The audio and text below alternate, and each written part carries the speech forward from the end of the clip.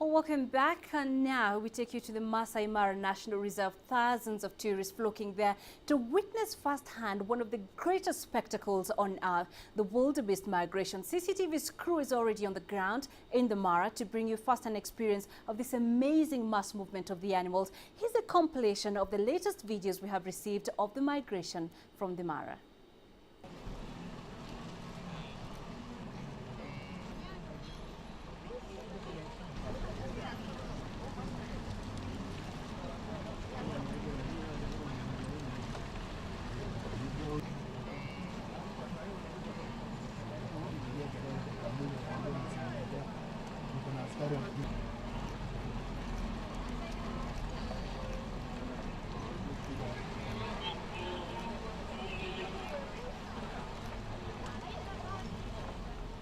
Let's now get the latest from there. Famida Mila joins us live from the Masai Mara National Reserve. Famida, last year the migration delayed due to several factors, and at a time like this, there were fewer animals crossing than the spectacular mass movement of the animals in their millions. So how is the migration this time round?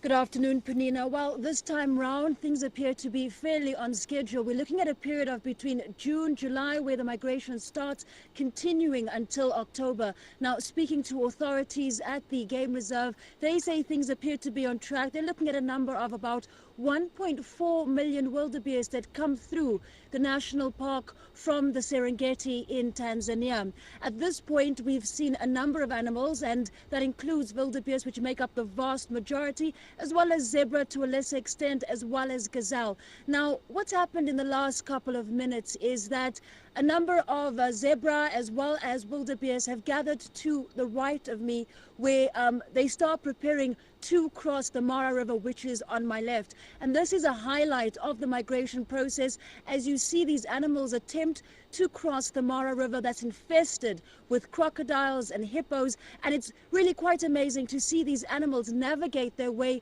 through the Mara River, making it across. Of course, some don't make it. At different points on the Mara River, we've seen a number of carcasses. Obviously, wildebeest have not been able to make that crossing. They've either drowned because of the water level, or they've been attacked by crocodiles.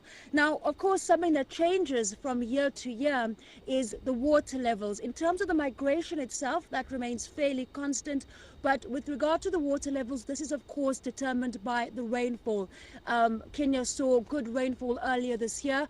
However, in this particular region, rainfall wasn't as good as previous years. And of course, the water levels aren't as high as the year before. And so what authorities are expecting is that migration does continue on until October. And of course, it's an ongoing cycle throughout the year. And once the animals finish that migration process, or what tourists come to see year after year, they will then head back to the Serengeti in Tanzania. And at that point, it will be a period where many of the animals here will give birth, where calving will take place after a process of breeding here in the Masai Mara, Panina. All right, Famida, let's leave it there for now. Famida Mila there live from the Masai Mara National Reserve. So let's talk about more on the challenges when we talk about wildlife conservation. Mr. Paul Mbugua is a spokesperson of the Kenya Wildlife Service. He joins us now here in studio. Thank you, Mr. Mbugua, for being with us. So let's first take you back to the CITES conference that was held this year in Thailand, and they resolved to deal with the issue of poaching. How significant is this for a country like Kenya, and what's your strategy as KWS to implement the action plan? May I start by stating that CITES, in their deliberations, eventually clustered 8 countries and named them as a gang of 8. And this gang of 8 included countries that are involved in matter aspects of poaching in different categories. The first category was the producer countries, and that included Kenya, Uganda, and Tanzania.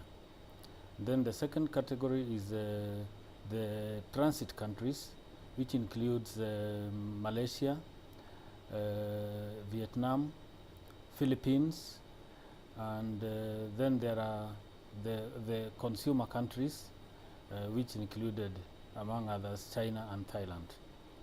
So these countries were required to come up with an action plan And the action plan, the aim of the action plan was to enhance collaboration among states to ensure that the aspect of ivory poaching and trafficking is reduced. And these countries were required to come up with these action plans by 31st of May this year. Kenya submitted its action plan just in time, and so we are trying to ensure that we implement the action plan.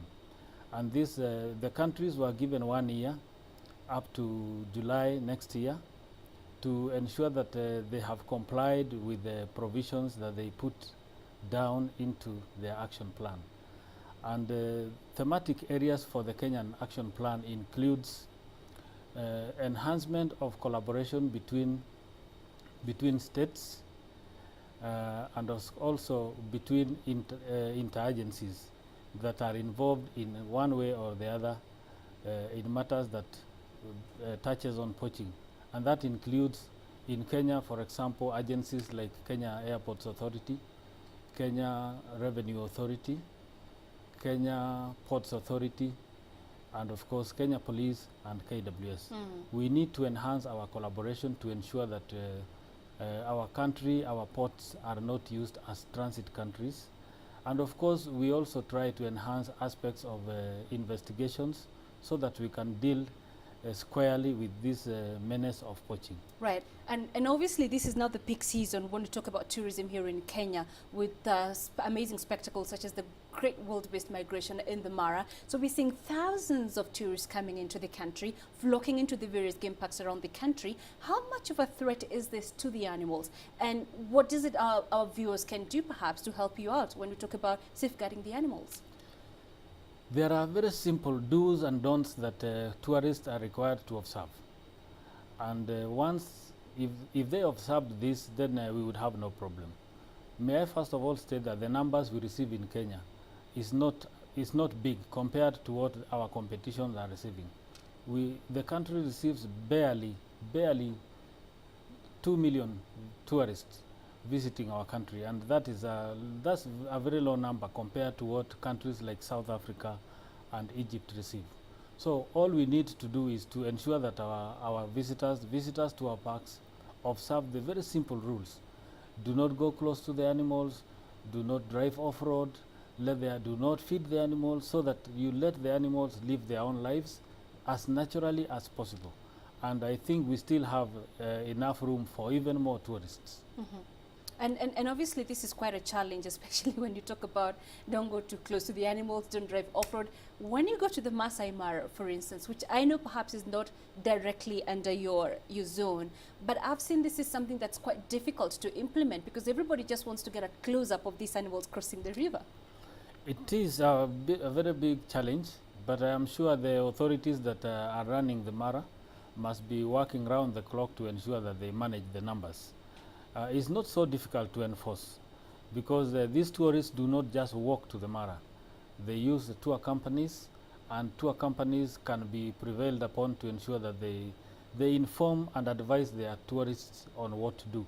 I do not understand why they should not do so in Kenya, yet when we go out to their countries, we follow the rules. Right.